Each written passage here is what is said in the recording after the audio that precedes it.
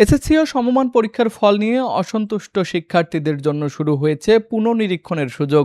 আজ 11 আগস্ট থেকে শুরু হয়ে এই আবেদন চলবে 17 আগস্ট পর্যন্ত। তবে সরাসরি বা ম্যানুয়ালি নয়, পুরো আবেদন প্রক্রিয়া সম্পন্ন করতে হবে অনলাইনে। প্রতিটি পত্রের জন্য জমা দিতে হবে 150 টাকা।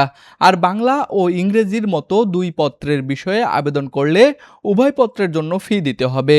আবেদন করতে হবে শিক্ষা বোর্ডের নির্ধারিত পুনর্নিরীক্ষণ পোর্টালে। সেখানে রোল ও রেজিস্ট্রেশন নম্বর দিয়ে বোর্ড নির্বাচন করে মোবাইল নম্বর দিতে হবে।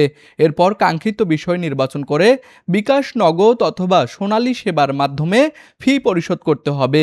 ফি জমা দেওয়ার আগে নির্বাচিত বিষয়ে ভুল থাকলে তা সংশোধনের সুযোগ রয়েছে। তবে একবার ফি পরিশোধ হয়ে গেলে বিষয় পরিবর্তন বা বাতিল করা যাবে না, এমনকি ফিও ফেরত পাওয়া যাবে না। আবেদন সম্পন্ন হওয়ার পর পুনর্নিরীক্ষণের চূড়ান্ত ফল শিক্ষার্থীদের দেওয়া মোবাইল নম্বরে এসএমএস এর মাধ্যমে জানানো হবে। এবার এসএসসি ও সমমান পরীক্ষায় গড় পাশের হার ৬২.25%, যা গত ১৯ বছরের মধ্যে সর্বনিম্ন।